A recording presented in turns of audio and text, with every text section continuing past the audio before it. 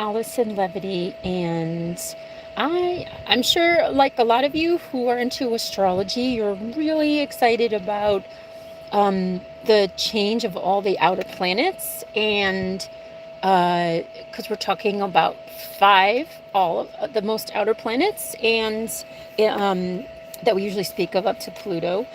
And I really wanted to go over them and talk about specific things about it. So I'm going to talk about individual planets involved, their aspecting each other, how they're working all together, and then some specifics about it that are unusual and that make this even more of a change of energies. And I'll be speaking, the big thing I'll be speaking about is the change from the yin to the yang, and different effects this could have on different parts of our lives. And I don't know if I'll have time today, but I also want to talk about how this will affect each of our generations, either the larger kind of Pluto generations, which are, almost 20 years, or the smaller ones, like a Uranus generation or sorts. So let's just dive in. Thanks for being here with me and encouraging me to keep doing these videos. All right. And I am making this on Monday, April 13th. I believe the moon moved into Pisces, and we have all of the Aries energy, and it just started to rain as I said Pisces. So I have to fix that. Okay, yes, here comes the rain.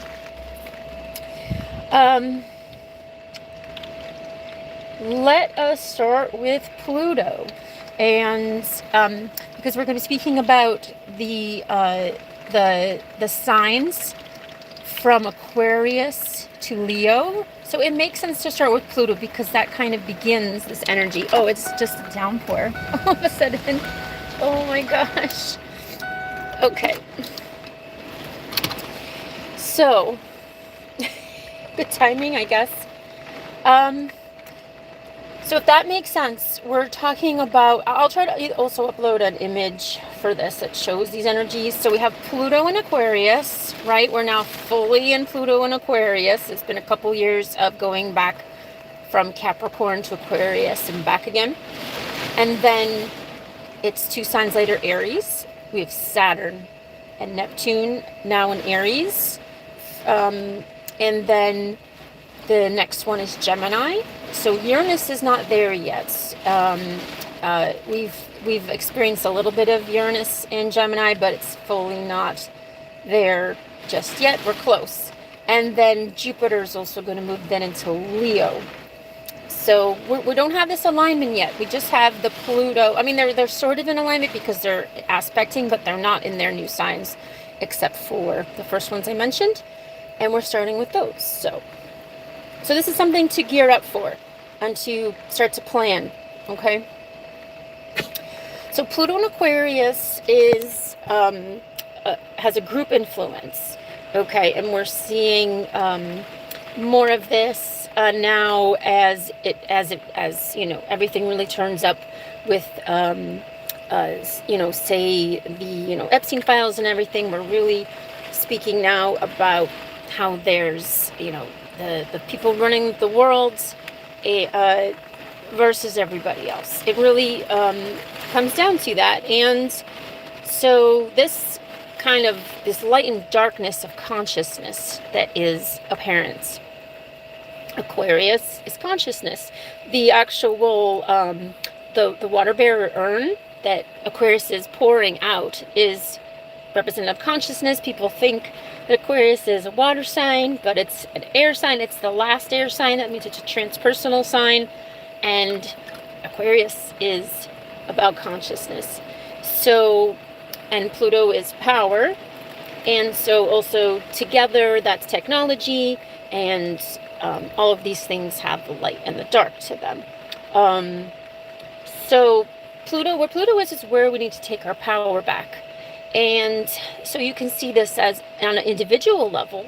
This is about individual consciousness, where you also feel you can make a difference, where you feel you can join with others and make a difference, or you know, where your life would improve now, because that's where the energies are, with the group, with a community, with some sort of future oriented project, like technology. Or it doesn't have to be like literal, it doesn't have to be, mechanical technology. It can be coming up with something new, or joining together. We already know so much, indigenous wisdom.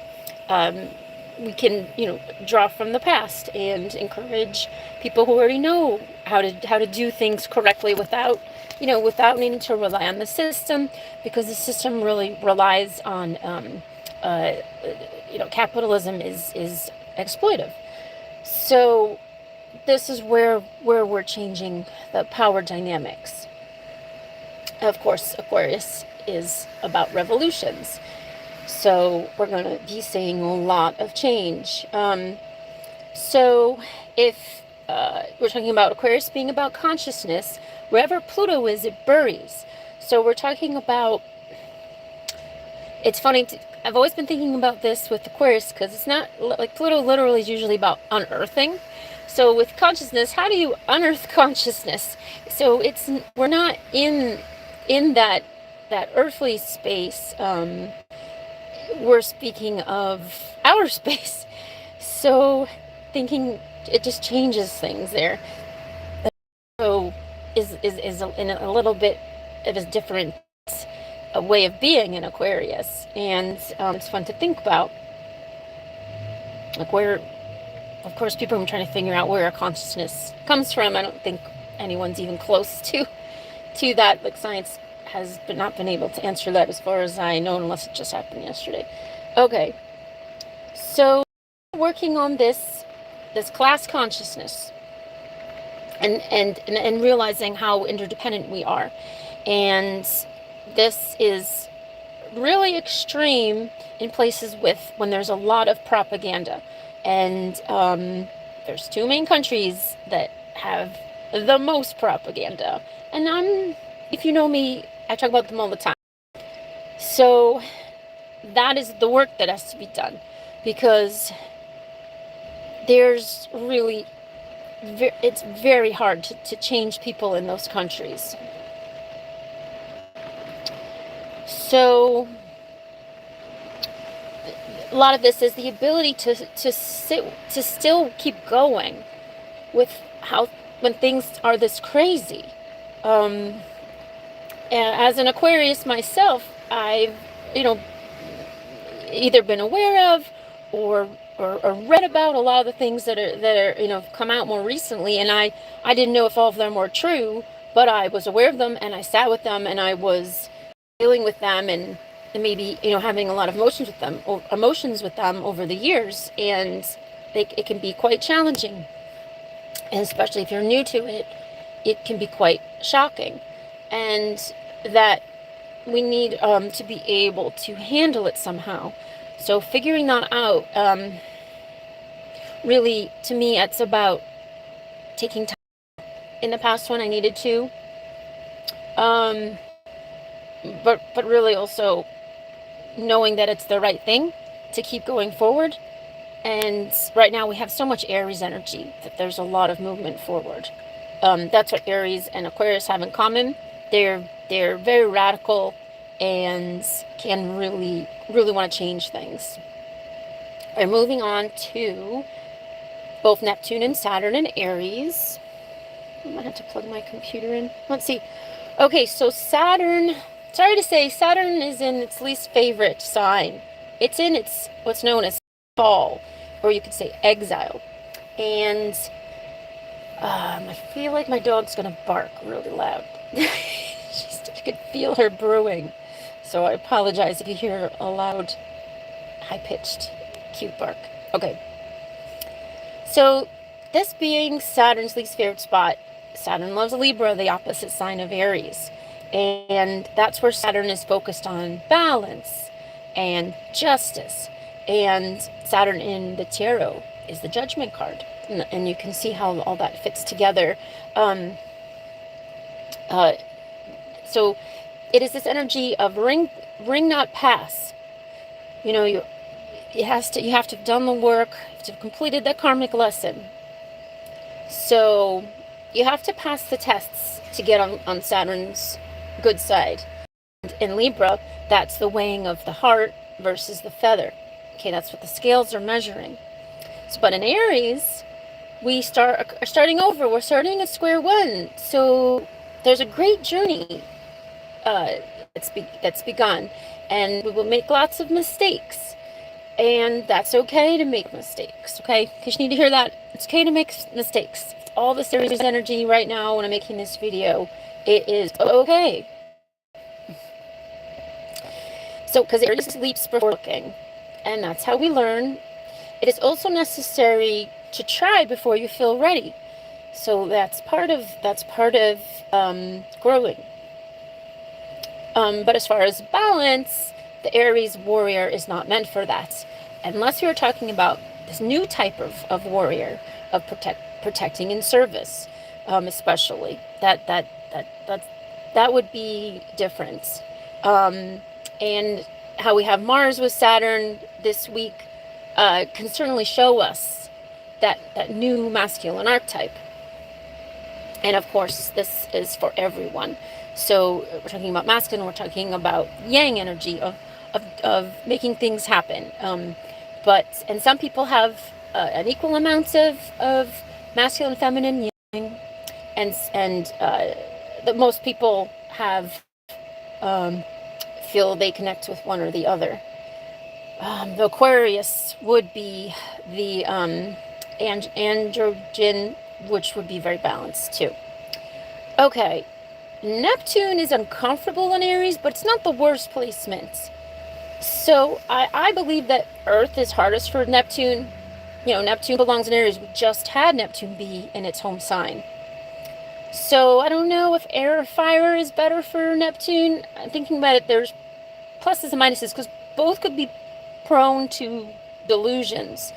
Air is great for speaking with spirit. Fire for having spiritual passion. In Aries, it is taking the self seriously enough to realize one's spiritual nature and mission. So I see a lot of benefits of it. And then following Pisces, Neptune is taking on this new cycle with all of the new spiritualizations that we've made since, I'm trying to remember the year that Neptune moved. Was it 2011? I think so. I'm sorry, I forget right now. So, but we just spent a long time with that, with all of these spiritual awakenings, and look at how you can walk into any bookstore now and see tons of astrology stuff and spiritual things and tarot and everything.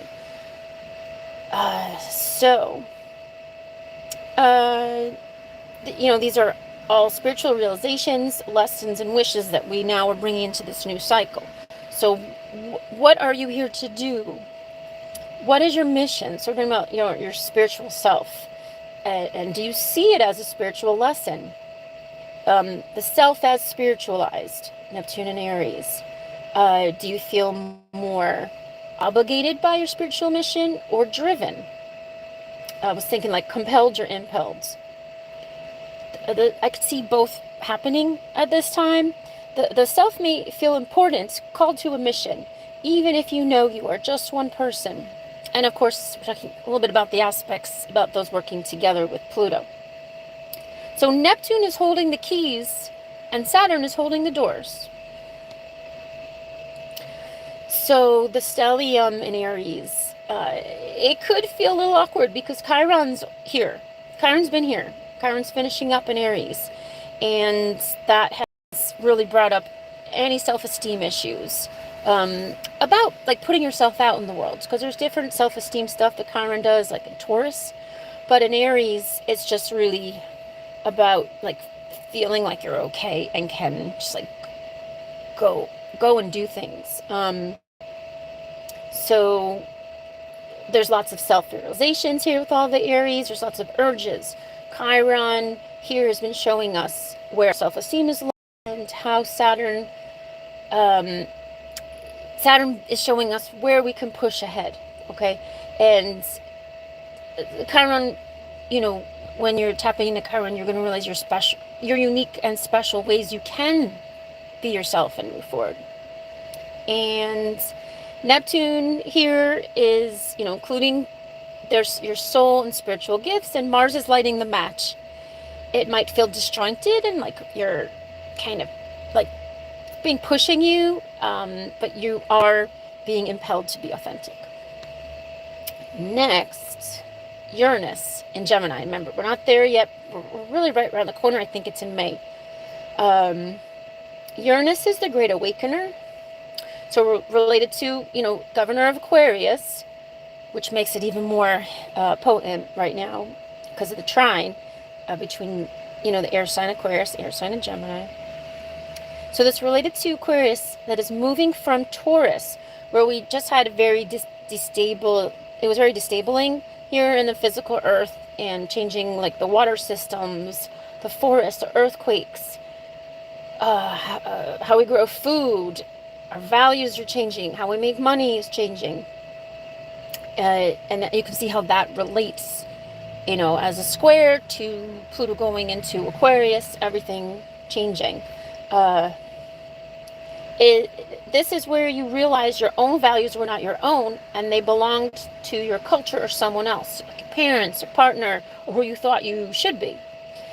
And moving into Gemini, which is the lower mind, it's how we learn things, it's how we communicate. Certainly this is about AI and how we will continue learning and communicating. And then, of course, governing and trining Pluto, this is quantum technology and unpredictable futuristic events.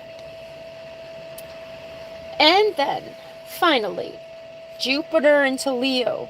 So Jupiter is leaving its favorite sign of Cancer, where even through all of last year's madness and violence, there has been an outpouring of emotional support and maturity. So this response, we have been able to actually have an even better response to everything because Jupiter has been in Cancer. It's Jupiter's favorite sign, where it nurtures, it's like good luck in family relationships, nurturing emotions, so healing, and then in Leo, we're going to have this shift to exuberance, success, and pride. And I'm trying to get the words for this, but it's like an expansion of God, right? Because we're talking about the sun, Leo, and this, there is this kind of king versus the people aspect too. It could be Jupiter and Leo opposite Pluto and Aquarius, like the king versus the people. And just by the way, Jupiter conjunct Pluto is known as the billionaire aspect. So this is opposites. And so this is expansion, which is like really weird, following all Pisces energy, because we're talking about, this is bringing in like an aspect of God. It's like our sun, our whole self, and following all of the Pisces we just completed, or are completing, because Mercury and the North Node are still there, that this is like a direct feeling of that. Like Leo energy feels amazing, like that is, you can tap this kind of, talking about, so helping self-esteem and just feeling really good, and harnessing the sun's energy. Okay, that could be literal actually, because of Pluto technology. So maybe there's gonna be there's a lot there with solar and whatnot. And all right, some of the aspects, there's a lot to this. This is a huge subject here, all these changes. The Neptune Saturn sextile with Jupiter, this follows the Saturn Jupiter conjunction that we had at 0 Aquarius in 2020, And that 2020 January was like so full of, I don't know if it was exactly, yeah, I think it was January. Uh, that was like the sign of this 20-year cycle of it's another symbol of how important Aquarius is right now.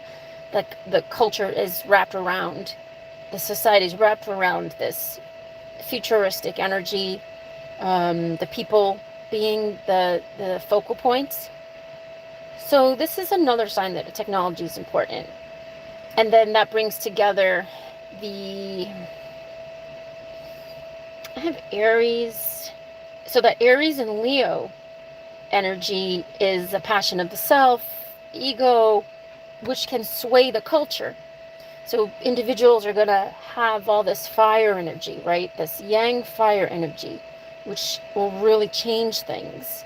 We're seeing it this week with all the blazes happening, with all of the things, the toilet paper being lit on fire and everything. All right. So technology plus passion. This is about the self, while society is changing very quickly. So how is your identity going to shift along with that? There's something here about the individual versus human as a species.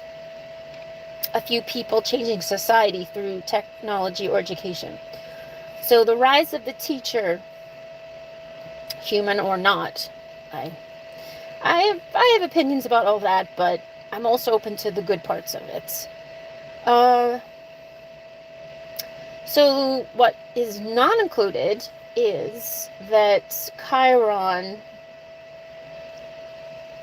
moving from Aries to Taurus. So all the other planets the outer planets are going to be going to Yang signs, but Chiron is going to be not. So this kind of energy around like being able to put yourself out there and just be okay with being yourself. It's in Taurus, it's a little bit more about worthiness and like feeling deserving of having things, feeling connected to the planet Earth and Gaia. And of course, Uranus just will be finishing in Taurus, and then Chiron moving in. They have this it's been like this because they both have a similar 7-year-ish, 6-7-year cycle. Of course, Chiron is more elliptical. So, and following Uranus, that's interesting though. And so things have been shook up, and people's bank accounts might make them feel less worthy because there's been so much shift of finances. So there's much more one could say about that. But so all those 5 planets are the outer planets through Pluto, and then the nodes are still going to be in Pisces for a little bit longer, but then when they move to Aquarius, that's even more of the yin to yang, because in Pisces it's really made us focus on our spiritual self, and our true north has been what is spiritually aligned. And then Aquarius, it's going to drop us much more to this possibilities, and it's very futuristic. And I was thinking that this is going to make, like, one of the things is going to change. It's like sleep. Like, this will make people probably, without all of the yin energy, sleep is going to be a little bit more challenging. I don't know if it means we're going to need less sleep. Some people probably. And I always heard that it was called a house formation when you have this. It's a half a Merkaba. You have the 4 sextiles, which also 2 trines and 1 opposition. And there's a T-square too, with Chiron coming in to T-square the Pluto and Leo. Pluto and Jupiter. Okay, should I keep going, or I'll briefly touch on this stuff for now. I really wanted to talk about how different it is. That I'll just touch on this because, if Saturn and Uranus were, Saturn has been in Pisces, right? And that's ruled by Neptune.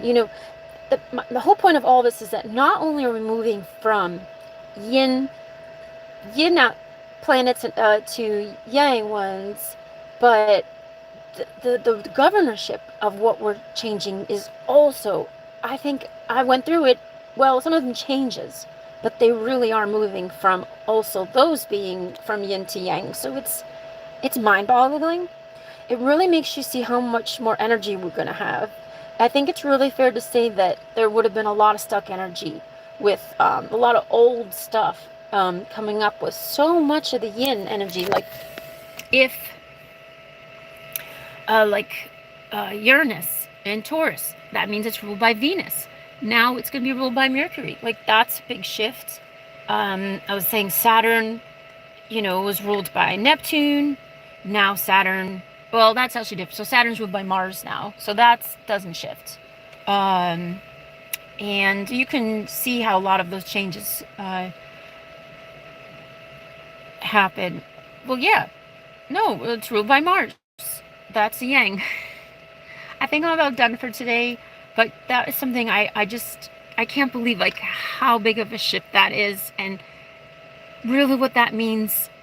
It's all yang energy, and this is energy, and this is the year of the fire horse. How much we will need to be okay with that and realize that, like, there's going to be so much passion, so much like, okay, let's go, and that can be great. It's just such a night and day. It's such a night and day from what we've just got used to and have been in, and what that means. And yeah, how about that? Is that I think that's enough for now. I wanted to go through like more details of what this could shift. I was just wondering about water, and like, we're talking about these trade routes, water as trade routes, but water as a symbol isn't going to be, it's not going to be a focus. So I think it's fair to say that, like, information being way more important, and city, and I know, that's not my specialty in astrology, but I think it's worth noting. And so also I want to mention, like, so what does this also mean? Like, we've been focused so much more now on trying to bring balance and justice for women. Now, what is that going to mean? Like, what's going to shift now? Are men, more masculine types, going to be doing a lot better now? So maybe they're going to feel better. Maybe things will be more balanced. Maybe there'll be, I don't know, well, justice piece I'll have to look at more, because there's so much that's needed for that. So I'm going to stop just there. And I hope I didn't talk too quickly. I was trying to get it all done very fast. And I will see if there's any comments I can reply later. And just thank you for tagging along. Again, my name is Allison Levity, and I've been doing readings for, oh gosh, I started, like, officially, like, hung my shingle up in 2011. So if you're looking for readings, and I'm also working with a dear friend who's also an astrologer and an Aquarius. We're going to be putting together a summer, like, astrology camp online for teenagers. So if you're interested, let me know. And again, thank you, and starry blessings.